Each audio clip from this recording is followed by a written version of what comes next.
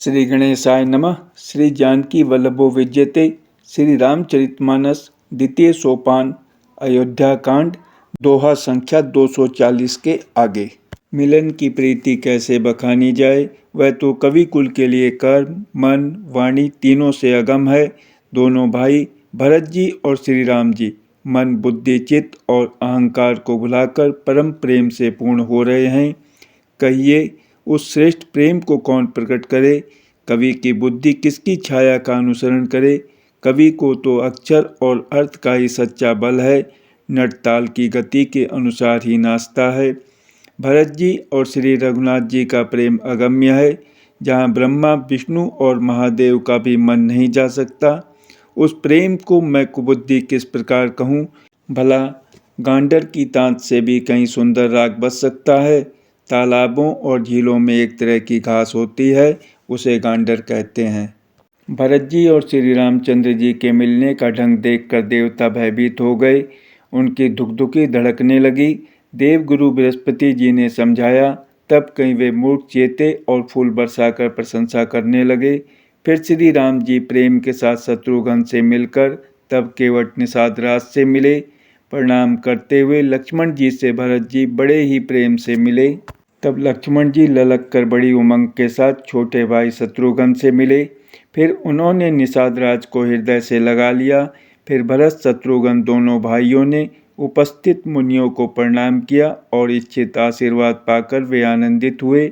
छोटे भाई शत्रुघ्न सहित भरत जी प्रेम में उमंग कर सीता जी के चरण कमलों की रज सिर पर धारण कर बार बार प्रणाम करने लगे।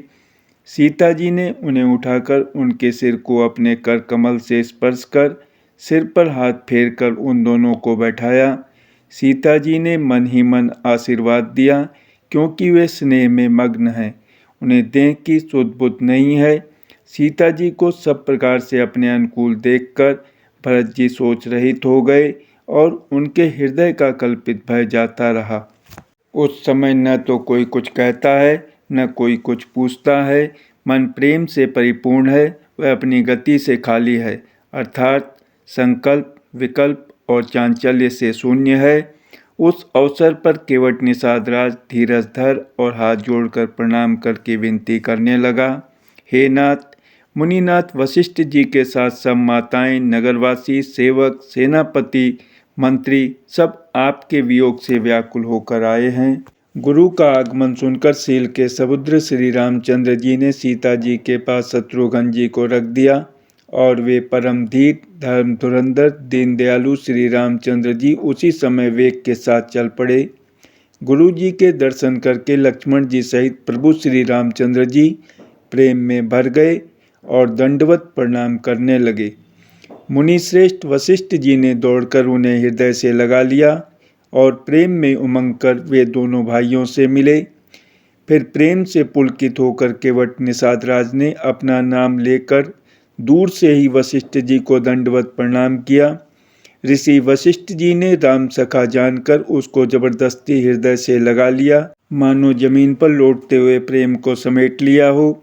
श्री रघुनाथ जी की भक्ति सुंदर मंगलों का मूल है, इस प्रकार कहकर सराहना करते हुए देवता आकाश से फूल बरसाने लगे।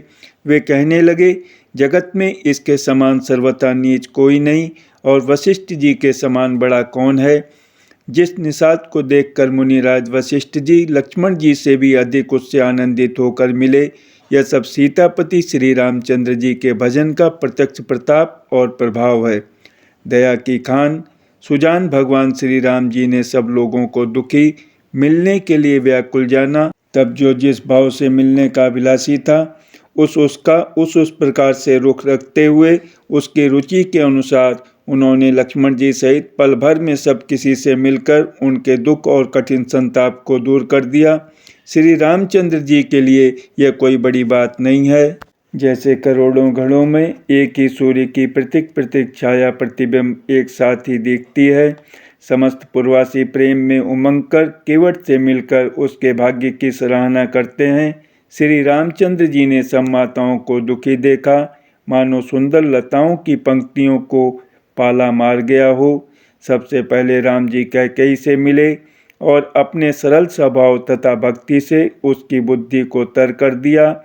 फिर चरणों में गिरकर काल, कर्म और विधाता के सिर दोष मंडकर श्री राम जी ने उनको सांत्वना दी। फिर श्री रघुनाथ जी सब माताओं से मिले। उन्होंने सबको समझा बुझाकर संतोष कराया कि हे माता, जगत ईश्वर के अधीन है, किसी को भी दोष नहीं देना चाहिए। फिर दोनों भाइयों ने ब्राह्मणों की स्त्रियों सहित जो भरत जी के साथ आई थी, गुरु जी की पत्नी अरुधंती जी के चरणों की वंदना की और उन सबका गंगा जी तथा गौरी जी के समान सम्मान किया। वे सब आनंदित होकर कोमलवाणी से आशीर्वाद देने लगीं। तब दोनों भाई पैर पकड़कर सुमित्रा जी की गोद में जा चिपटे, मानो किसी अत्यंत दरिद्र को संपत्ति से भेंट हो गई हो। फिर दोनों भाई माता कौशल्या जी के चरणों में गिर पड़े। प्रेम के मारे उनके सारे अंग शिथिल हैं। बड़े ही स्नेह से माता ने उन्हें हृदय से लगा लिया और नेत्रों से बहे हुए प्रेमाश्रुओं के जल से उन्हें नहला दिया। उस समय के हर्ष और विषाद को कवि कैसे कहे, जैसे गूंगा स्वाद को कैसे बतावे। श्री रघुनाथ जी ने छोटे भाई लक्ष्मण जी सहित माता कौशल्या से मिलकर गुरु से कहा कि आश्रम पर पधारिए। तदंतर मुनीश्वर वशिष्ठ जी की आज्ञा पाकर अयोध्यावासी सब लोग जल और थल का सुविधा देख देख कर उतर गए। ब्राह्मण, मंत्री, माताएं और गुरु आदि गिने चुने लोगों को साथ लिए हुए भरत जी, लक्ष्मण जी और श्री रघुनाथ जी पवित्र आश्रम को चले। सीता जी आकर मुनि श्रेष्ठ वशिष्ठ जी के चरणों लगीं और उन्होंने मन मांगी उचित आशीष पाई। फिर मुनियों की स्त्रियों सहित गुरु पत्नी अरुधंती जी से मिली। उनका जितना प्रेम था वह कहा नहीं जाता। सीता जी ने सभी के चरणों की अलग अलग वंदना करके अपने हृदय को प्रिय अनुकूल लगने वाले आशीर्वाद पाए। जब सुकुमारी सीता जी ने सब सासुओं को देखा, तब उन्होंने सहम कर अपनी आंखें बंद कर लीं। सासुओं की बुरी दशा देखकर उन्हें ऐसा प्रतीत हुआ मानो राजहंसनियां बधिक के वश में पड़ गई हों। मन में सोचने लगीं कि कुचाली विधाता ने क्या कर डाला। उन्होंने भी सीता जी को देखकर बड़ा दुख पाया। सोचा जो कुछ देव सहावे वह सब सहना ही पड़ता है। तब जानकी जी हृदय में धीरज धरकर नील कमल के समान नेत्रों में जल भरकर सब सासुओं से जाकर मिली। उस समय पृथ्वी पर करुण रस छा गई। सीता जी सबके पैरों लग लग कर अत्यंत प्रेम से मिल रही हैं और सब सासुएं स्नेहवश हृदय से आशीर्वाद दे रही हैं कि तुम सुहाग से भरी रहो, अर्थात सदा सौभाग्यवती रहो। सीता जी और सब रानियां स्नेह के मारे व्याकुल हैं। तब ज्ञानी गुरु ने सबको बैठ जाने के लिए कहा। फिर मुनिनाथ वशिष्ठ जी ने जगत की गति को माइक कहकर, अर्थात जगत माया का है, इसमें कुछ भी नित्य नहीं है, ऐसा कहकर कुछ परमार्थ की कथाएं बातें कहीं। तदंतर वशिष्ठ जी ने राजा दशरथ जी के स्वर्ग गमन की बात सुनाई, जिसे सुनकर रघुनाथ जी ने दूसरा दुख पाया और अपने प्रति उनके स्नेह को उनके मरने का कारण विचार कर धीर धुरंधर श्री रामचंद्र जी अत्यंत व्याकुल हो गए। वज्र के समान कठोर कड़वी वाणी सुनकर लक्ष्मण जी, सीता जी और सब रानियां विलाप करने लगीं। सारा समाज शोक से अत्यंत व्याकुल हो गया, मानो राजा आज ही मरे हों। फिर मुनि श्रेष्ठ वशिष्ठ जी ने श्री राम जी को समझाया। तब उन्होंने समाज सहित श्रेष्ठ नदी मंदाकिनी जी में स्नान किया। उस दिन प्रभु श्री रामचंद्र जी ने निर्जल व्रत किया। मुनि वशिष्ठ जी के कहने पर भी किसी ने जल ग्रहण नहीं किया। दूसरे दिन सवेरा होने पर मुनि वशिष्ठ जी ने श्री रघुनाथ जी को जो जो आज्ञा दी, वह सब कार्य प्रभु श्री रामचंद्र जी ने श्रद्धा भक्ति सहित आदर के साथ किया।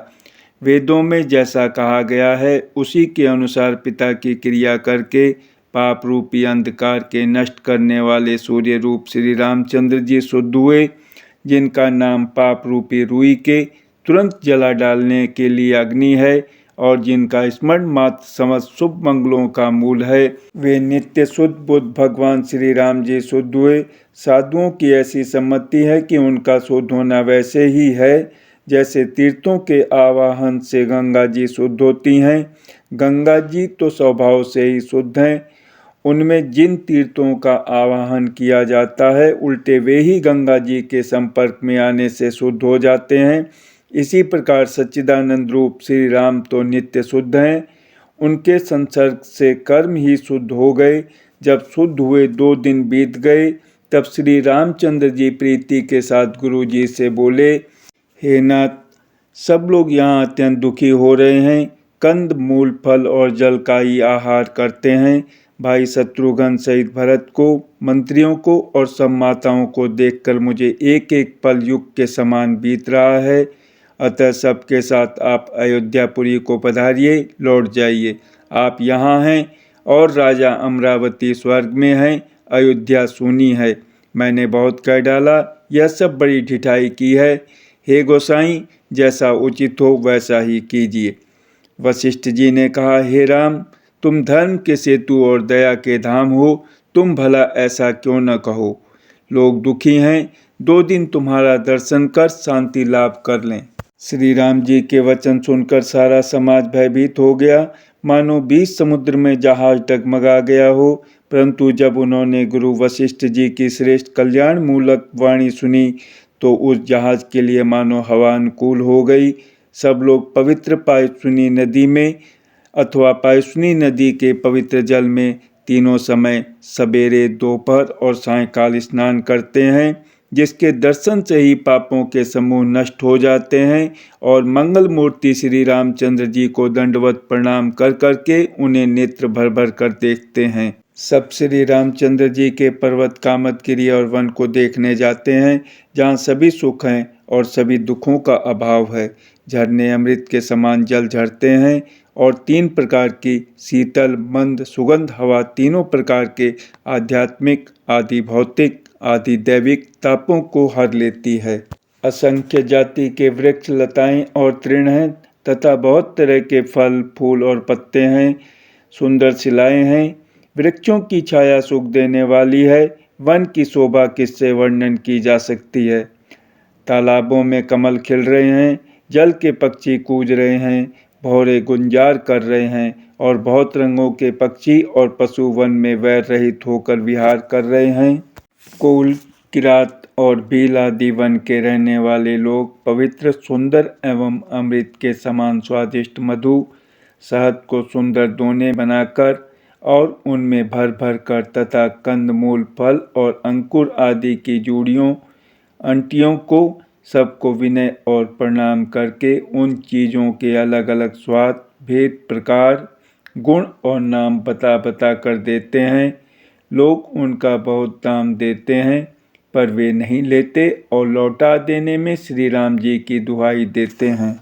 प्रेम में मग्न हुए वे कोमल वाणी से कहते हैं कि साधु लोग प्रेम को पहचान कर उसका सम्मान करते हैं, अर्थात आप साधु हैं, आप हमारे प्रेम को देखिए, दाम देकर या वस्तुएं लौटाकर हमारे प्रेम का तिरस्कार न कीजिए। आप तो पुण्यात्मा हैं, हम नीच निषाद हैं। श्री राम जी की कृपा से ही हमने आप लोगों के दर्शन पाए हैं। हम लोगों को आपके दर्शन बड़े ही दुर्लभ हैं, जैसे मरुभूमि के लिए गंगा जी की धारा दुर्लभ है। देखिए, कृपालु श्री रामचंद्र जी ने निषाद पर कैसी कृपा की है। जैसे राजा हैं वैसा ही उनके परिवार और प्रजा को भी होना चाहिए। हृदय में ऐसा जानकर संकोच छोड़कर और हमारा प्रेम देखकर कृपा कीजिए और हमको कृतार्थ करने के लिए ही फल, तृण और अंकुर लीजिए। आप प्रिय पाहुने वन में पधारे हैं, आपकी सेवा करने के योग्य हमारे भाग्य नहीं हैं। हे स्वामी, हम आपको क्या देंगे। भीलों की मित्रता तो बस ईंधन, लकड़ी और पत्तों ही तक है। हमारी तो यही बड़ी भारी सेवा है कि हम आपके कपड़े और बर्तन नहीं चुरा लेते। हम लोग जड़ जीव हैं, जीवों की हिंसा करने वाले हैं, कुटिल, कुचाली, कुबुद्धि और कुजाती हैं। हमारे दिन रात पाप करते ही बीतते हैं, तो भी न तो हमारी कमर में कपड़ा है और न पेट ही भरते हैं। हम में स्वप्न में भी कभी धर्म बुद्धि कैसी। यह सब तो श्री रघुनाथ जी के दर्शन का प्रभाव है। जब से प्रभु के चरण कमल देखे तब से हमारे दूसरा दुख और दोष मिट गए। वनवासियों के वचन सुनकर अयोध्या के लोग प्रेम में भर गए। और उनके भाग्य की सराहना करने लगे। सब उनके भाग्य की सराहना करने लगे और प्रेम के वचन सुनाने लगे। उन लोगों के बोलने और मिलने का ढंग तथा श्री सीताराम जी के चरणों में उनका प्रेम देखकर सब सुख पा रहे हैं। उन कोल भीलों की वाणी सुनकर सभी नर नारी अपने प्रेम का निरादर करते हैं, उसे धिक्कार देते हैं। तुलसीदास जी कहते हैं कि यह रघुवंशमणि श्री रामचंद्र जी की कृपा है कि लोहा नौका को अपने ऊपर लेकर तैर गया। सब लोग दिनों दिन परम आनंदित होते हुए वन में चारों ओर विचरते हैं। जैसे पहली वर्षा के जल से मेढक और मोर मोटे हो जाते हैं, प्रसन्न होकर नाचते कूदते हैं। अयोध्यापुरी के पुरुष और स्त्री सभी प्रेम में अत्यंत मग्न हो रहे हैं। उनके दिन पल के समान बीत जाते हैं। जितनी सासुएं थी उतने ही वेश रूप बनाकर सीता जी सब सासुओं की आदरपूर्वक एक सी सेवा करती हैं। श्री रामचंद्र जी के सिवा इस भेद को और किसी ने नहीं जाना। सब मायाएं पराशक्ति महामाया श्री सीता जी की माया में ही है। सीता जी ने सासुओं को सेवा से वश में कर लिया। उन्होंने सुख पाकर सीख और आशीर्वाद दिए। सीता जी समेत दोनों भाइयों श्री राम लक्ष्मण को सरल स्वभाव देखकर कुटिल रानी कैकेयी भरपेट पछताई। वह पृथ्वी तथा यमराज से याचना करती है, किंतु धरती बीच फटकर समा जाने के लिए रास्ता नहीं देती और विधाता मौत नहीं देता। लोक और वेद में प्रसिद्ध है और कवि ज्ञानी भी कहते हैं कि जो श्री राम जी से विमुख है उन्हें नरक में भी ठौर नहीं मिलती। सबके मन में यह संदेह हो रहा था कि हे विधाता, श्री रामचंद्र जी का अयोध्या जाना होगा या नहीं। भरत जी को न तो रात को नींद आती है, न दिन में भूख ही लगती है। वे पवित्र सोच में ऐसे विकल हैं जैसे नीचे तल के कीचड़ में डूबी हुई मछली को जल की कमी से व्याकुलता होती है। भरत जी सोचते हैं कि माता के मिस से काल ने कुचाल की है, जैसे धान के पकते समय ईति का भय आ उपस्थित हो। अब श्री रामचंद्र जी का राज्याभिषेक किस प्रकार हो, मुझे तो एक भी उपाय नहीं सूझ पड़ता। गुरु जी की आज्ञा मानकर तो श्री राम जी अवश्य अयोध्या को लौट चलेंगे, परंतु मुनि वशिष्ठ जी तो श्री रामचंद्र जी की रुचि जानकर ही कुछ कहेंगे, अर्थात वे श्री राम जी की रुचि देखे बिना जाने को नहीं कहेंगे। माता कौशल्या जी के कहने से भी श्री रघुनाथ जी लौट सकते हैं, पर भला श्री राम जी को जन्म देने वाली माता क्या कभी हठ करेगी। मुझ सेवक की तो बात ही कितनी है, उसमें भी समय खराब है। मेरे दिन अच्छे नहीं हैं और विधाता प्रतिकूल है। यदि मैं हठ करता हूँ तो घोर कुकर्म अधर्म होगा, क्योंकि सेवक का धर्म शिव जी के पर्वत कैलाश से भी भारी, निभाने में कठिन है। एक भी युक्ति भरत जी के मन में न ठहरी। सोचते ही सोचते रात बीत गई। भरत जी प्रातःकाल स्नान करके और प्रभु श्री रामचंद्र जी को सिर नवाकर बैठे ही थे कि ऋषि वशिष्ठ जी ने उनको बुलवा भेजा। भरत जी गुरु के चरण कमलों में प्रणाम करके आज्ञा पाकर बैठ गए। उसी समय ब्राह्मण, महाजन, मंत्री आदि सभी सभासद आकर जुट गए। श्रेष्ठ मुनि वशिष्ठ जी समयोचित वचन बोले, हे सभासदों, हे सुजान भरत, सुनो। सूर्यकुल के सूर्य महाराज श्री रामचंद्र धर्म धुरंधर और स्वतंत्र भगवान हैं। वे सत्य प्रतिज्ञ हैं और वेद की मर्यादा के रक्षक हैं। श्री राम जी का अवतार ही जगत के कल्याण के लिए हुआ है। वे गुरु, पिता और माता के वचनों के अनुसार चलने वाले हैं। दुष्टों के दल का नाश करने वाले और देवताओं के हितकारी हैं। नीति, प्रेम, परमार्थ और स्वार्थ को श्री राम जी के समान यथार्थ तत्व से कोई नहीं जानता। ब्रह्मा, विष्णु, महादेव, चंद्र, सूर्य, दिक्पाल, माया, जीव, सभी कर्म और काल, शेष जी और पृथ्वी एवं पाताल के अन्य अन्य राजा आदि जहाँ तक प्रभुता है, और योग की सिद्धियाँ जो वेद और शास्त्रों में गाई गई है, हृदय में अच्छी तरह विचार कर देखो तो यह स्पष्ट दिखाई देगा कि श्री राम जी की आज्ञा इन सभी के सिर पर है, अर्थात श्री राम जी ही सबके एकमात्र महान महेश्वर हैं। अतएव श्री राम जी की आज्ञा और रुख रखने में ही हम सबका हित होगा।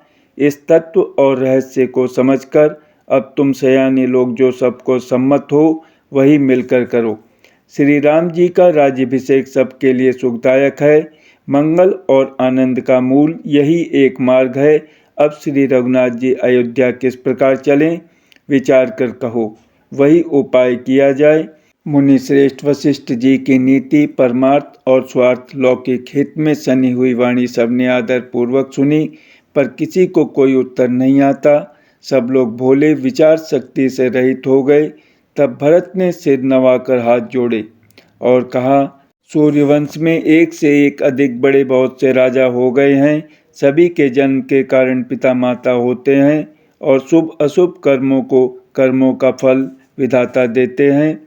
आपकी आशीष ही एक ऐसी है जो दुखों का दमन करके समस्त कल्याणों को सच देती है। यह जगत जानता है। हे स्वामी, आप वही हैं जिन्होंने विधाता की गति विधान को भी रोक दिया। आपने जो टेक दी, जो निश्चय कर दिया, उसे कौन टाल सकता है। अब आप मुझसे उपाय पूछते हैं, यह सब मेरा अभाग्य है। भरत जी के प्रेममय वचनों को सुनकर गुरु जी के हृदय में प्रेम उमड़ आया।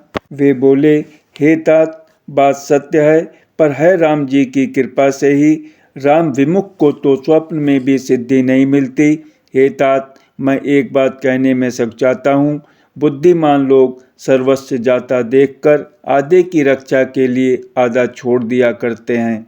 अतः तुम दोनों भाई भरत शत्रुघ्न वन को जाओ और लक्ष्मण, सीता और श्री रामचंद्र को लौटा दिया जाए। ये सुंदर वचन सुनकर दोनों भाई हर्षित हो गए। उनके सारे अंग परमानंद से परिपूर्ण हो गए। उनके मन प्रसन्न हो गए। शरीर में तेज सुशोभित हो गया, मानो राजा दशरथ जी उठे हों और श्री रामचंद्र जी राजा हो गए हों। अन्य लोगों को तो इसमें लाभ अधिक और हानि कम प्रतीत हुई, परंतु रानियों को दुख सुख समान ही थे। राम लक्ष्मण वन में रहें या भरत शत्रुघ्न, दो पुत्रों का वियोग तो रहेगा ही। यह समझकर वे सब रोने लगीं। भरत जी कहने लगे, मुनि ने जो कहा वह करने से जगत भर के जीवों को उनकी इच्छित वस्तु देने का फल होगा। 14 वर्ष की कोई अवधि नहीं, मैं जन्म भर वन में वास करूंगा। मेरे लिए इससे बढ़कर और कोई सुख नहीं है। श्री रामचंद्र जी और सीता जी हृदय की जानने वाले हैं और आप सर्वज्ञ तथा सुजान हैं। यदि आप यह सत्य कह रहे हैं तो हे नाथ, अपने वचनों को प्रमाण कीजिए, उनके अनुसार व्यवस्था कीजिए।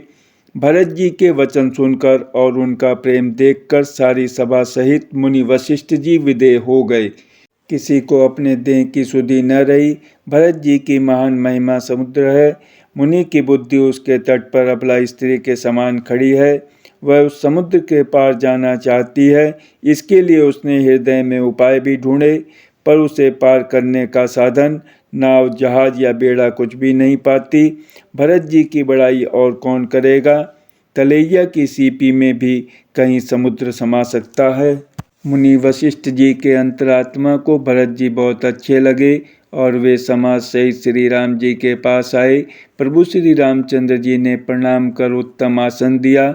सब लोग मुनि की आज्ञा सुनकर बैठ गए। श्रेष्ठ मुनि देश, काल और अवसर के अनुसार विचार करके वचन बोले, हे सर्वज्ञ, हे सुजान, हे धर्म, नीति, गुण और ज्ञान के भंडार राम, सुनिए। आप सबके हृदय के भीतर बसते हैं और सबके भले बुरे भाव को जानते हैं। जिसमें पूर्ववासियों का, माताओं का और भरत का हित हो, वही उपाय बतलाइए। अर्थ, दुखी लोग कभी विचार कर नहीं कहते। जुआरी को अपना ही दाव सूझता है। मुनि के वचन सुनकर श्री रघुनाथ जी कहने लगे, हे नाथ, उपाय तो आप ही के हाथ है। आपका रुख रखने में और आपकी आज्ञा को सत्य कहकर प्रसन्नता पूर्वक पालन करने में ही सबका हित है। पहले तो मुझे जो आज्ञा हो, मैं उसी शिक्षा को माथे पर चढ़ाकर करूं। फिर हे गोसाई, आप जिसको जैसा कहेंगे वह सब तरह से सेवा में लग जाएगा, आज्ञा पालन करेगा। मुनि वशिष्ठ जी कहने लगे, हे राम, तुमने सच कहा, पर भरत के प्रेम ने विचार को नहीं रहने दिया। इसलिए मैं बार बार कहता हूँ, मेरी बुद्धि भरत की भक्ति के वश हो गई है। मेरी समझ में तो भरत की रुचि रखकर जो कुछ किया जाएगा, शिव जी साक्षी हैं, वह सब शुभ ही होगा। पहले भरत की विनती आदरपूर्वक सुन लीजिए, फिर उस पर विचार कीजिए। तब साधु मत, लोक मत, राजनीति और वेदों का निचोड़ सार निकाल कर वैसा ही उसी के अनुसार कीजिए। भरत जी पर गुरु जी का स्नेह देखकर श्री रामचंद्र जी के हृदय में विशेष आनंद हुआ। भरत जी को धर्म धुरंधर और तन मन वचन से अपना सेवक जानकर श्री रामचंद्र जी गुरु की आज्ञा के अनुकूल मनोहर, कोमल और कल्याण के मूल वचन बोले।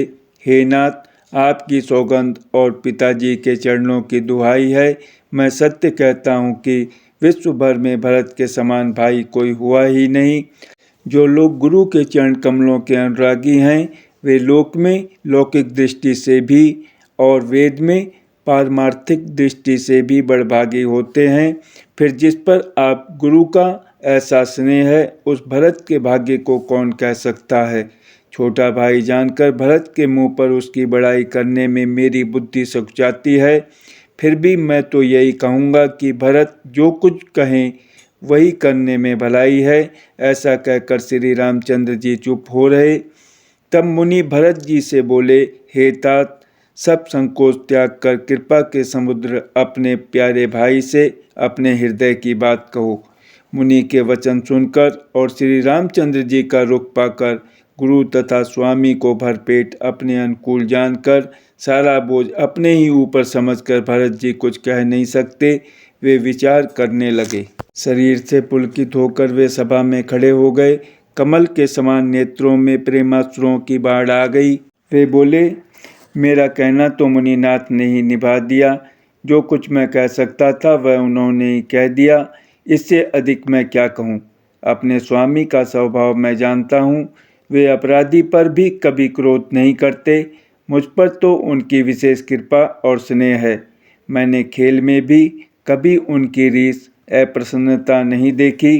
बचपन से ही मैंने उनका साथ नहीं छोड़ा और उन्होंने भी मेरे मन को कभी नहीं तोड़ा।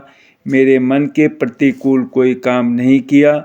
मैंने प्रभु की कृपा की रीति को हृदय में भली भांति देखा है, अनुभव किया है। मेरे हारने पर भी खेल में प्रभु मुझे जिता देते रहे हैं। मैंने भी प्रेम और संकोचवश कभी सामने मुंह नहीं खोला। प्रेम के प्यासे मेरे नेत्र आज तक प्रभु के दर्शन से तृप्त नहीं हुए। जय श्री राम।